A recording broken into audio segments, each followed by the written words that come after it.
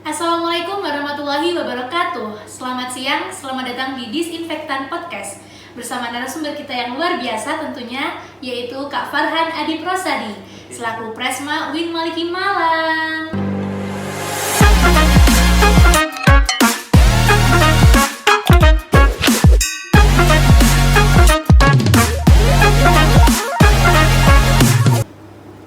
Sobat Ulu Albab, aku ucapin kembali selamat datang di Disinfektan, podcast menginspirasi persembahan HMPSF Habatus Sauda. Hai, apa kabar Sobat Ulul Albab? Sebelumnya kenalin, nama aku Maureta dan kali ini aku akan pandu podcast ini. So, let's go! Halo Kak Farhan. Halo Reda. Apa kabar nih Kak? Alhamdulillah baik. Oke, sebelumnya kenalan dulu dong. Oke, sebelum kenalan nih, saya mohon izin kan ya, saya lepas masker dan kemarin juga udah selesai vaksinasi dan udah swab, alhamdulillah juga negatif. Jadi perkenalkan dulu, nama saya Farhan Adi Prosadi. Saya mahasiswa farmasi angkatan 2017, udah termasuk mahasiswa basi gitu katanya ya, dari teman-teman. Namun tempat saya berasal dari Kebumen, yaitu kota kecil ada di Provinsi Jawa Tengah. Mungkin perkenalannya apa aja nih enaknya nih? Status Aduh, apa nih Kak? Statusnya ya masih mahasiswa ya. Mahasiswa. Masih belum menikah juga mungkin. Kapan nih kira-kira rencananya? Rencana nikah masih belum tahu karena ya yang terpenting kita berpikir masa depan duluan. Nah, itu ya kayak yang paling penting. Oke, jadi begini Kak, untuk tema yang kita ambil kali ini yaitu susah nggak sih kuliah farmasi? Jadi teman-teman di luar sana itu banyak sekali yang penasaran gimana sih kehidupan perkuliahan di farmasi ini. Jadi kita akan bahas, kita akan jawab pertanyaan-pertanyaan dari mereka seperti itu. Oke, menarik temanya ya. Iya. Oke, siap ya Kak ya? Ini bukan wawancara kan ya? Bukan, kita ngobrol santai Oke, aja gitu. Oke, jadi yang pertama itu ceritain dong Kak, kenapa kok Kak Farhan ini memutuskan untuk masuk di perkuliahan farmasi? Aduh. Apa motivasinya gitu? Itu ceritanya sebenarnya lumayan panjang. Kenapa sih saya sendiri itu memilih jadi mahasiswa farmasi? Karena pertama sebenarnya saya itu awal di tahun 2017 saya waktu lulus SMA itu saya inginnya masuk dalam kedokteran gigi. Jadi saya masuk di farmasi ini adalah jalur undangan. Jadi awalnya saya memilih ada 3 pilihan. Yang pertama itu adalah kedokteran gigi Universitas Barwijaya, selanjutnya kedokteran umum di UIN Maulana Malik Malang, dan terakhir farmasi UIN Malang.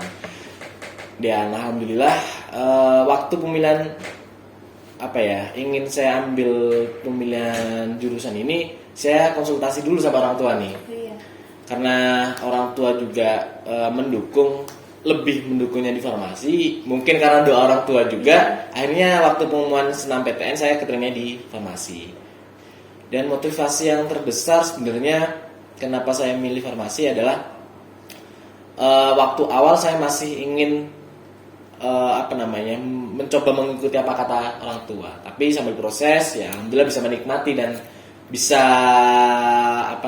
bisa mengetahui sih bagaimana nanti prospeknya ke depan jadi seorang farmasi dan apoteker. Lama-kelamaan bisa nyaman gitu ya Kak di farmasi, luar biasa sekali. Nyaman karena ada kamu kayaknya.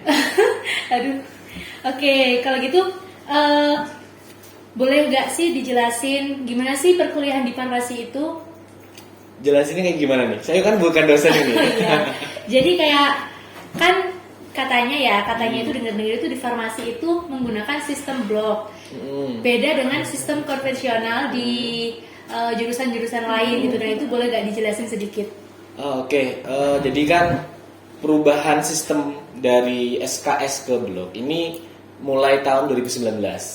Masih jadi, baru. Masih baru karena dari tahun 2013, karena farmasi berdiri itu sekitar tahun 2013 kalau tidak salah, hingga tahun 2018 itu kita farmasi sendiri masih melakukan metode secara SKS. Lah, mahasiswa itu kalau SKS itu untuk semester 1 dan 2 itu memang sudah ada paketnya, namun penginputannya tetap sendiri. pakai arisan sendiri. Berbeda dengan blog. Kalau blog itu setahu saya, karena juga saya tidak merasakan bagaimana sistem blog yang dirasakan oleh Reta, mungkin Reta juga bisa lebih tahu. Itu sudah terstruktur dengan paket blog. Bulan ini apa, terus di semester blog ini mata kuliah bulan ini misal kimia, terus di bulan depan terkait farmasi klinik, ya itu seperti itu setahu saya. Udah ditentuin gitu ya Kak? Oke. Jadi untuk bedanya dari konvensional dan blog itu sendiri, kalau konvensional itu kita menata sendiri gitu ya, menata sendiri. Sedangkan kalau sistem blog itu udah ditentuin gitu. Oke, selanjutnya boleh nggak sih Kak dijelasin sedikit untuk prospek kerja? Prospek kerja kalau lulus dari farmasi ini prospek kerjanya itu di apa aja dan gimana aja gitu? Oke, bilang prospek kerja itu di farmasi sangat luas. Karena farmasi ini selama saya akhirnya mengikuti perkuliahan farmasi jadi mengetahui ternyata farmasi ini bisa masuk di berbagai bidang gitu. Pertama bisa kalian masuk di rumah sakit, bisa masuk di puskesmas, bisa masuk di apotek. Ini kalau memang kalian mengambil terkait komunitas klinik.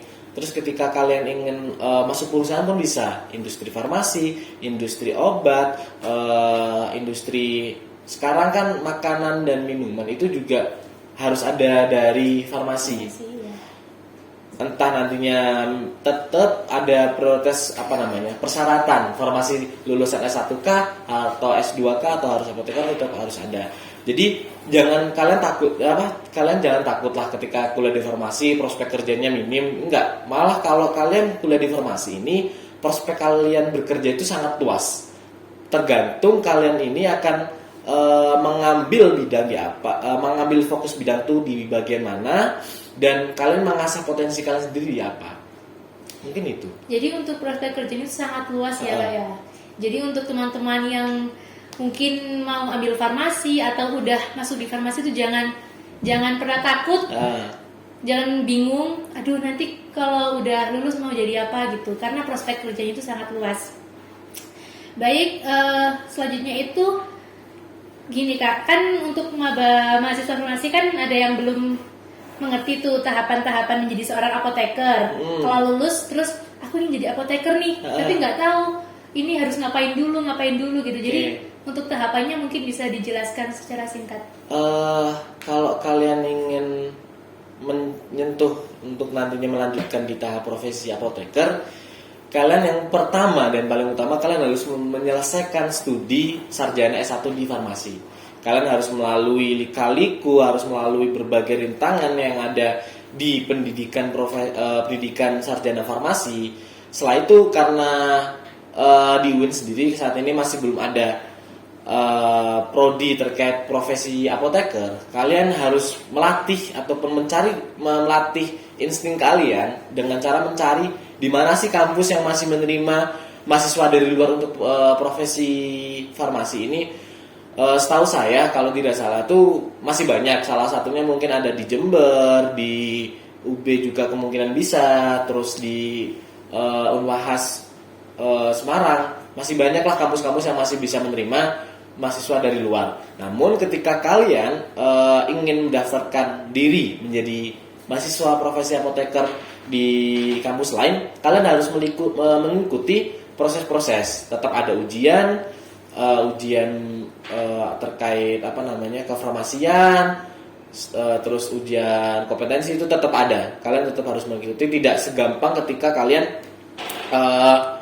kampusnya udah ada profesi apotekernya nih. Jadi seleksinya pun tahapnya tidak begitu sulit. Karena setahu saya ketika kampus ini ada profesi apotekernya, yang diutamain mahasiswa yang ada di kampus, yang alumni sarjana farmasinya sendiri. Mungkin Reta juga untuk nanti selanjutnya bagaimana nih untuk setelah lulus dari farmasi? Ya mungkin mau ngambil profesi apoteker dulu, terus ya masih bingung juga sih Kak mau lanjutinnya gimana gitu, untuk ngambil prospek kerjanya itu di mana gitu. Mungkin masih dipikirkan sambil berjalan. Ya, jadi ya mungkin karena kita juga perlu berpikir ya. Iya. kira-kira potensi kita kan Iya, apa gitu. di Itu mana susah gitu. kita mencari potensi karena pasti dalam mencari potensi diri itu kita banyak lika-liku. Dari A, oh nggak cocok nih kita ke B nggak cocok nih ke C. Akhirnya kita bisa mengevaluasi diri. Seberapa besar sih potensi kita tuh di bagian mana?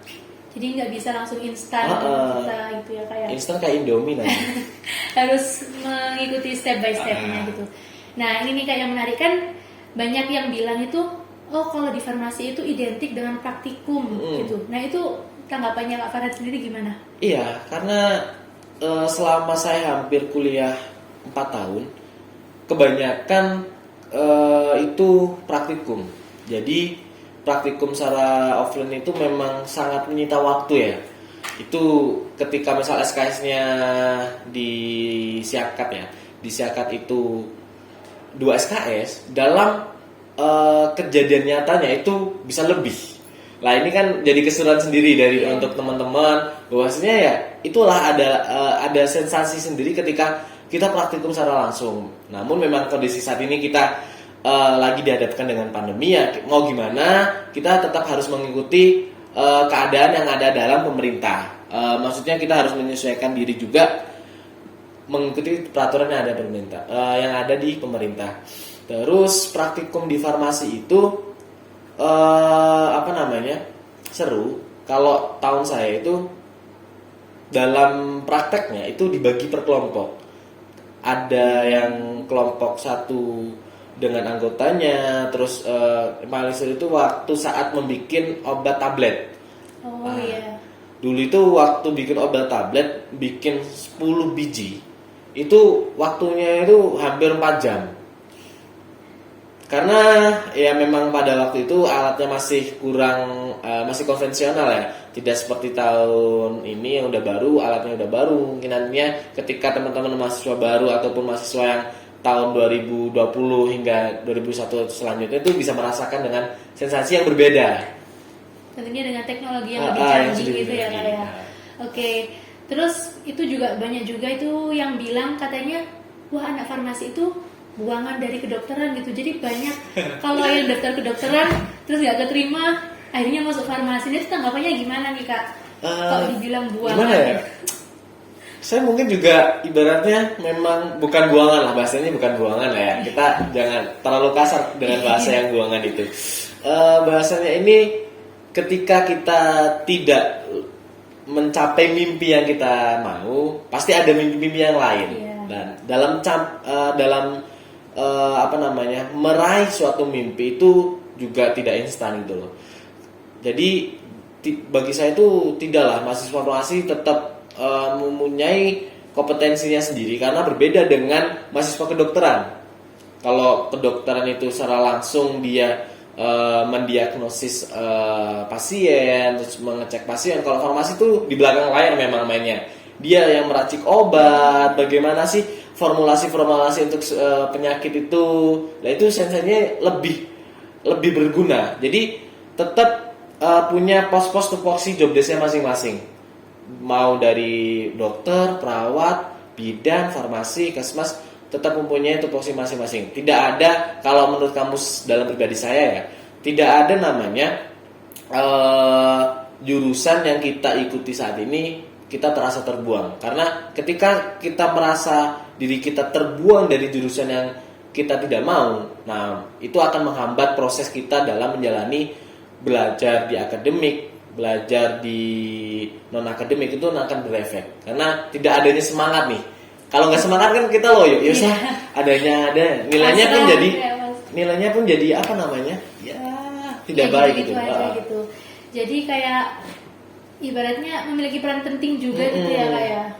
Nah kalau untuk farmasi kan bikin obat, perannya itu bikin obat. Jadi banyak juga yang beranggapan wah pasti ini harus pinter kimia nih. Farmasi itu anaknya harus yang kimianya itu nilainya bagus-bagus gitu. Nah itu gimana sih maksudnya? Atau tanggapannya? Kalau menurut saya memang ya tetap dasar dari farmasi ini itu kimia ada, fisika ada, biologi pun ada, dan terkait kefarmasian pun ada. Jadi kita tidak harus terlalu pintar kimia pun tidak menjadi suatu faktor yang akan besar. Tapi kita juga harus memahami dasar-dasar kimia farmasi itu apa, terus fisika farmasi itu apa, karena itu akan kita pakai selama proses pembelajaran di farmasi, sarjana farmasi pun, ataupun proses pembelajaran di profesi apoteker. Namun dalam dunia kerja itu juga akan menjadi dasar pengetahuan kita, karena masa sih kita nggak ada dasarnya, nah itu kan ya malah jadi rancu gitu loh. Tetap kita harus pakai dasar pembelajaran, tetap ya kalau memang kemampuannya tidak terlalu pintar di kimia ya jangan takut, masih bisa kita mengulik, menggali di matkul-matkul yang lain. Tetap ya harus balancing. Kita dituntut balancing kalau di farmasi itu. Nah, kalau untuk Kak Farhan sendiri pernah nggak mikir, aduh, harusnya aku nggak kuliah di farmasi sih gitu. Kayak, aduh, kayaknya aku salah di ambil jurusan gitu. Ambil jurusan salah. Kalau Neta sendiri gimana coba? Tatanya balik dulu deh. Kalau aku sendiri sih nggak sih, sejauh ini masih belum, karena emang dari awal daftar farmasi itu emang inginnya di farmasi gitu. Jadi sejauh ini masih enjoy. Kalau saya pernah mengalami fase tadi itu salah jurusan gitu ya bahasanya. Kalau kita ngomong di sekitar semester 4 dan 5, karena itu sangat padat jadwal perkuliahan kita, sehingga saya juga aktif di organisasi itu terasa harus bagaimana pintar mengolah manajemen waktu. Bukannya organisasi itu akan menghambat proses akademik, enggak, tapi karena beban banyaknya di akademik sehingga tetap harus ada yang kita korbankan di organisasi gitu kan. Karena tetap tujuan awal kita berkuliah di UIN Malang ini adalah melanjutkan proses akademik yang dititipkan amanah dari orang tua. Salah jurusan yang bagi saya itu kemarin, karena yang salah waktu tadi saya bilang banyaknya tekanan akademik, praktikumnya lebih banyak. Tugas nulis laporannya itu waktu dulu masih tulis tangan berlembar-lembar dengan deadline waktu sesingkat itu. Jadi ya agak stres. Terus ya cara healingnya tuh kalau saya dengan sejenak melupakan dulu semuanya. Misal tak lalik nose ngelobi aslep, Mbak, pengumpulannya nanti dulu ya. Pasti aslep bakal mengerti lah. Kondisinya juga mereka sudah pernah mengalami gitu loh. Tahu beban.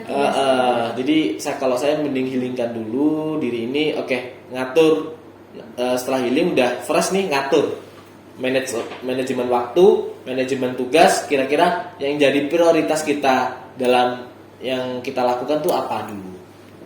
Luar biasa sekali ya untuk Kak Farhan. Oke, untuk selanjutnya itu mengenai jadwal nih Kak, jadwal farmasi, jadwal perkuliahan farmasi itu padat atau gimana nih? Padat ya. Hitungannya padat karena kita berbeda dengan mahasiswa yang sosial. Oh iya. Jadi kalau dulu tuh saya kuliah masuk jam 6:30, pulang jam 3 sore. Kadang-kadang bisa lebih cepat jam 2 sore. Tapi di sela waktu itu tetap ada jam istirahatnya. Kita tetap diberi ruang untuk makan, untuk minum. Waktu pun di kelas kita juga boleh. Kalau dulu tuh minum, makan. Tapi tergantung dosen sih. Dosen killer atau tidak itu juga berefek berpengaruh gitu. Nah, di padatnya jadwal perkuliahan farmasi itu mata kuliah yang menurut Kak Farhan ribet gitu. Ada nggak sih yang susah dimengerti atau udah dipelajari tapi kok masih nggak paham-paham gitu? Jelas ada. Jelas ada kalau saya gitu. Mungkin teman-teman yang lain karena kemampuannya mungkin lebih tinggi dari saya, ya nggak tahu ya. Kalau saya pribadi itu ada. Kayak saya memahami kimia farmasi itu agak sulit karena dengan adanya berbagai rumus, terus menyatukan dasar dari yang dasar kimianya ke kimia farmasi juga harus saling bersangkut pautan karena kimia kan ilmu yang pasti. Iya. Jadi ada kesangkut pautan tetap. Terus di farmakologi dasar itu juga farmakologi dasar nggak terlalu sulit sih, tapi tetaplah ada proses yang lumayan sulit pemahamannya. Yang lebih sulit itu di farmakologi terapi itu kita harus dituntut untuk menghafal, terus bagaimana proses yang terjadi obat dalam tubuh itu juga kita harus mengetahui gitu. Ya itu bisa lah sebenarnya kita pelajari, tapi ya kita harus teliti gitu loh. Iya. Jadi untuk mata kuliahnya sendiri itu kan tergantung mahasiswanya juga itu ya kan kayak tiap mahasiswa itu pemahamannya beda-beda. Beda, ya. Jadi nggak melulu mata kuliah itu yang mungkin bagi Kak Farhan sulit, bagi saya sulit itu nggak melulu gitu. Bisa Bagi jadi Reta kayaknya mudah deh semuanya kimia. amin insya Allah.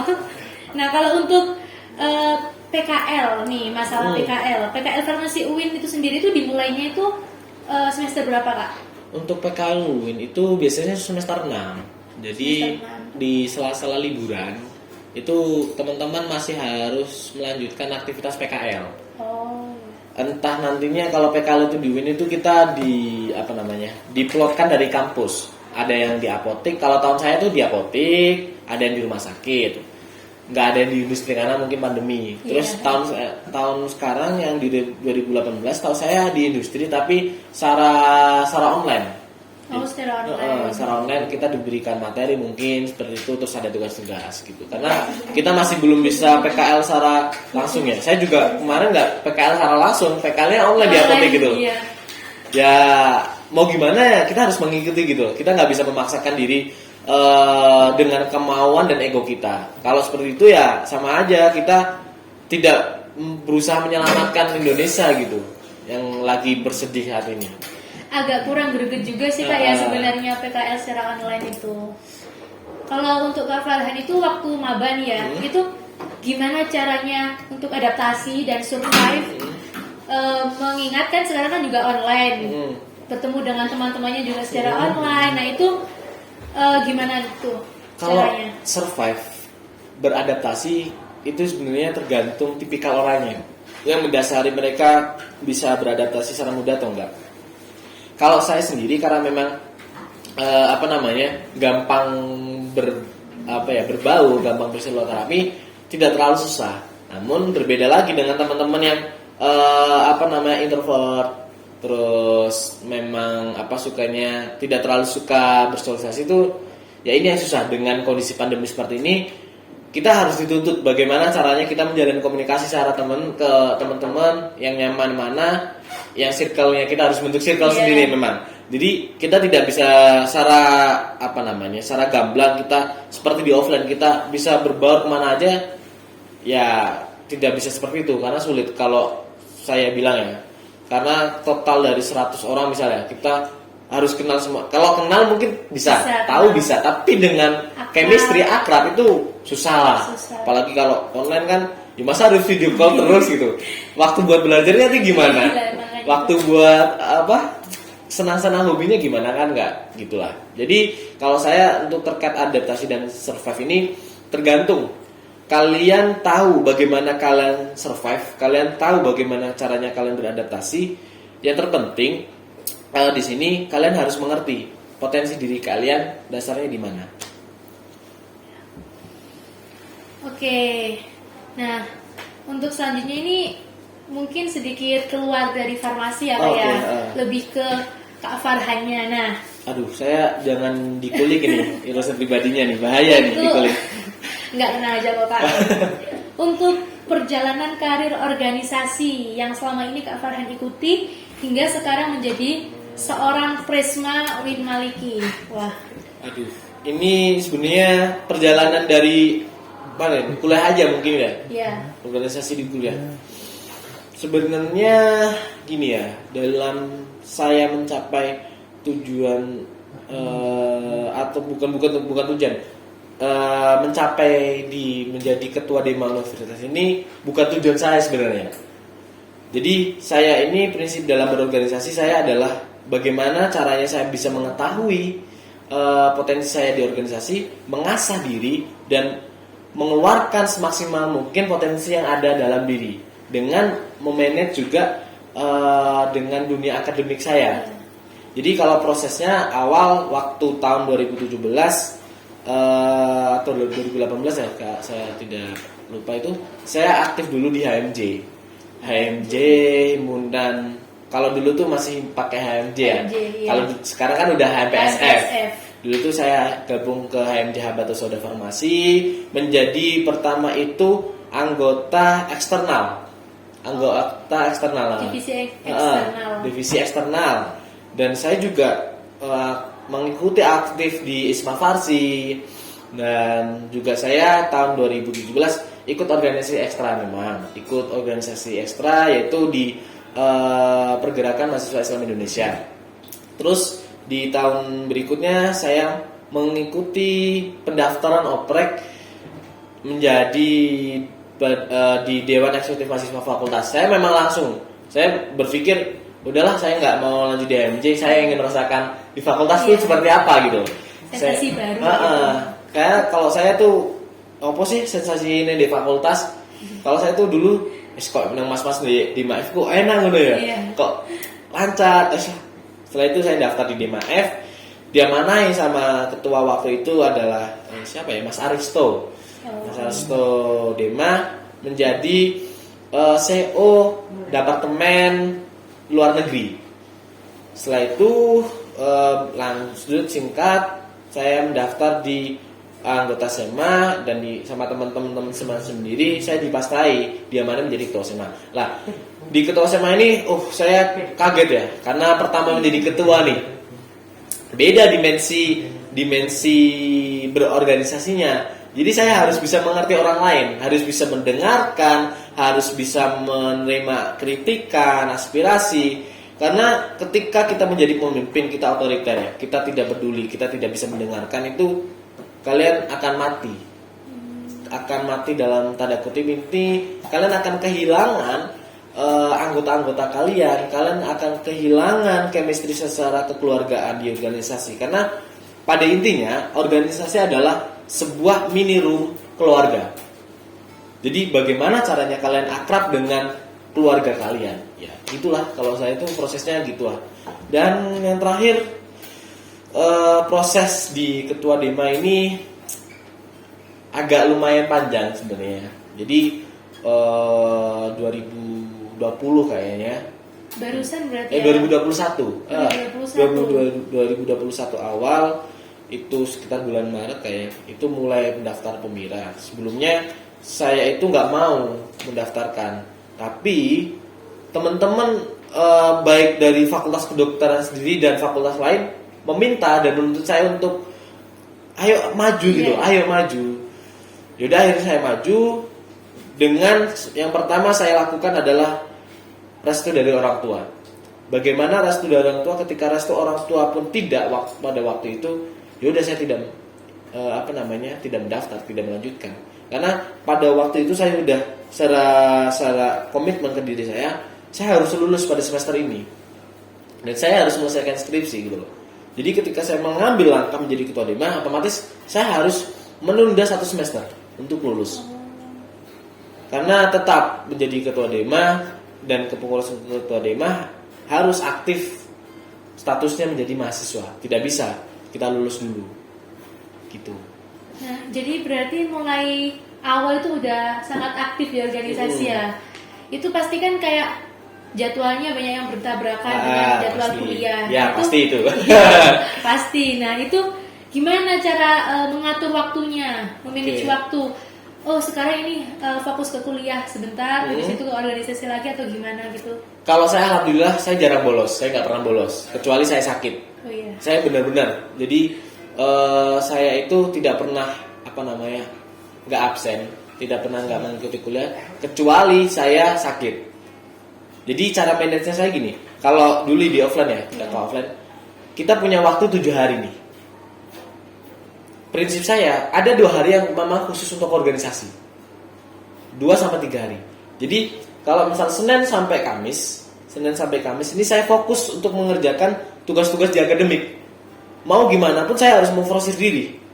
Ya proses diri itu kita juga harus melihat keadaan kesehatan kita ya. Kita juga harus bagaimana kondisi kesehatan diri kita. Tapi kalau saya Senin sampai Kamis saya fokuskan untuk menyelesaikan laporan, tugas kelompok, tugas PPT dan lain-lain. Di hari Jumat, Sabtu atau Minggu, misal kalian lebih sering di Sabtu Minggu, ini saya gunakan fokus untuk penggalian potensi di non akademik, untuk berorganisasi, untuk bersosialisasi, untuk ya mungkin kencan-kencan gitu ya sama teman-teman kencannya tadi. Oh iya, sama teman-teman. Ya gitulah. Jadi yang terpenting sebenarnya gini, waktu itu kita mempunyai 24 jam. Iya. Ketika kalian malas, waktu kalian akan terbuang. Tapi ketika kalian sadar diri, banyak hal yang ingin kalian ketahui, waktu kalian akan bermanfaat. Jadi harus kalau bisa tuh buat schedule gitu ya Kak, ya. Schedule penting. Schedule mingguan atau schedule harian kalau perlu tuh. Kalau saya itu juga gini, setiap bulan harus ada goal yang kita lakukan, yang ingin kita capai. Kalau saya memang timelinenya per bulan, kalau per minggu goal yang saya lakukan itu akan susah. Jadi per bulan paling enggak saya udah menyelesaikan akademik, mengetahui materi itu apa aja. Iya. Misal materi A, B, C, D, itu per bulan ini harus sudah selesai. Terus di tugas-tugas di organisasi, program kerjanya yang harus memang diamanahi ke saya itu apa aja? Ya harus ada timeline. Jadi kita harus bagaimana menjadi mahasiswa, dan siswa itu berbeda. Mahasiswa itu kita harus dilatih secara kesadaran diri, melatih bagaimana caranya kita memanage schedule, memanage jadwal yang kita punya. Namun terkadang memang kita sudah memanage, ada hal memang bertabrakan, itu adalah lika-liku kehidupan. Iya. Serunya di situlah. Nah, berarti mulai dari 2017 ya Kak? 2017 aktif organisasi, kuliahnya juga alhamdulillah lancar. Alhamdulillah. Pastinya kan nggak mulus gitu aja kan? Yeah. Nah itu bisa dong diceritain suka dukanya gitu selama kuliah. Suka dukanya banyak. Jadi kalau kita nggak banyak sih ya, gimana kata-katanya sih. Ketika kita mencoba berkuliah aktif juga di organisasi, faktor yang utama kita harus benar-benar bisa mengetahui seberapa kita memahami materi pada saat kuliah. Itu yang penting. Iya. Jadi ketika kalian mau menyentuh dunia organisasi, kalian harus bisa mengetahui mata kuliah pada saat harus bisa memahami mata kuliah pada saat kuliah. Kalau prinsip saya gitu, suka dukanya ya wes di kuliah tuh ya benar-benar kudu gatekno, kudu memperhatikan, kudu nyatet. Dan yang penting nih, kalian harus punya teman yang dekat. Iya. Untuk membantu kalian. Kalau kalian sendiri nggak bisa, tetap kalian harus punya teman lah. Paling tidak ada circle gitu ya, orang terdekat. Tetap punya circle orang terdekat yang memang ini sangat membantu proses kita. Ataupun di saya pribadi pun saya sangat terbantu. Ada beberapa teman-teman circle kayak mungkin sampean kenal Mas Hamdan, itu juga dia selalu membantu saya. Terus Mbak Yudin, terus Mbak Rahel, Mbak Virgi, Mbak Intan itu juga sering membantu saya. Oke, untuk pertanyaan yang terakhir, ini sebenarnya bukan pertanyaan sih Kak, tapi lebih ke boleh nggak diberikan motivasi buat saya bukan motivator ini loh, saya bukan motivator buat, ini, masih mahasiswa. Iya, buat adik-adik yang baru masuk, mungkin buat mahasiswa baru yang belum merasakan lika-liku di farmasi tapi udah merasa aduh kayaknya salah jurusan gitu. Oke. Nah biar tetap semangat, biar terus melanjutkan kuliah di farmasi Kak. Oke, jadi saya awali ini jangan takut prospek kerja di farmasi ini sedikit. Prospek kerja di farmasi ini sangat banyak. Yang tadi saya sampaikan, bisa kalian di rumah sakit, di apotek, di puskesmas. Kalau misal di industri mau di perusahaan obat, perusahaan minuman, terus perusahaan salon pas itu juga ada yang khusus. Perusahaan-perusahaan yang berbau dengan kimia, kalian masih bisa masuk gitu loh. Iya. Prospek kerja di farmasi itu sangat luas. Yang terpenting kalian tuh bagaimana cara mencari tahu potensi diri kalian tuh di mana. Dan kalian jangan pernah merasakan menyesal masuk di farmasi, karena kalian tuh harus bisa menikmati, membuat nyaman diri kalian. Ketika kalian tidak bisa beradaptasi, ya itu hal yang harus kalian lakukan saat ini. Kalian harus bisa beradaptasi. Beda lagi nanti kalian ketika dunia kerja itu lebih keras. Kalian pasti ada secara sentimental, persaingan itu kerasa di dunia kerja. Prinsipnya kalian harus bisa memanfaatkan waktu semaksimal mungkin, dan tidur itu cukup 6 jam maksimal. Jadi waktu yang tersisa itu harus kalian manfaatkan untuk hal-hal yang positif gitu. Jadi sekali lagi ditekankan harus tahu potensi dirinya Iya, gitu ya Kak tetap. ya. Potensi diri itu penting untuk kita bisa menggali mencari tahu untuk kedepannya kita mau seperti apa. Iya. Oke, Sobatul Albab. Jadi untuk kali ini itu kita dapat simpulkan bahwa sebenarnya kuliah farmasi itu ya kalau dibilang susah ya susah sih Kak ya. Tapi bilang enggak. iya, tapi selama kita bisa enjoy, kita bisa tahu potensi diri kita bisa beradaptasi dengan lingkungan sekitar itu ya nggak mungkin susah ya Kak ya. Benar. Kalau semisal kita kayak terbebani gitu ya susah. Tapi kalau kita bisa enjoy ya nggak mungkin susah. Iya benar. Oke, kalau gitu sebelumnya saya ucapkan terima kasih buat Kak Farhan yang udah menyempatkan waktunya untuk menjadi narasumber kita kali ini. Dan juga untuk teman-teman Sobatul Albab, jangan lupa saksikan Disinfektan Podcast episode selanjutnya yang tentunya dengan tema yang berbeda dan tidak kalah menarik di semua sosial media kita. Oke, terima kasih ya Reta juga dari saya sudah dipanggil untuk menyapa teman-teman mahasiswa farmasi. Ya kurang lebihnya saya juga mohon maaf, saya juga masih belajar, saya juga mendapatkan ilmu dari Reta nih banyak. Ya pesan saya satu, ketika kalian ditempatkan dimanapun, kalian harus amanah. Dan menjadi mahasiswa itu yang terpenting adalah ilmu, sopan santun, ataupun etika, dan public speaking. Itu mungkin dari saya cukup ya. Terima kasih juga Reta. Iya, terima kasih Kak. Oke, untuk teman-teman di rumah jangan lupa tetap stay safe, stay healthy, dan stay with us. Saya Maureta undur diri. Wassalamualaikum warahmatullahi wabarakatuh.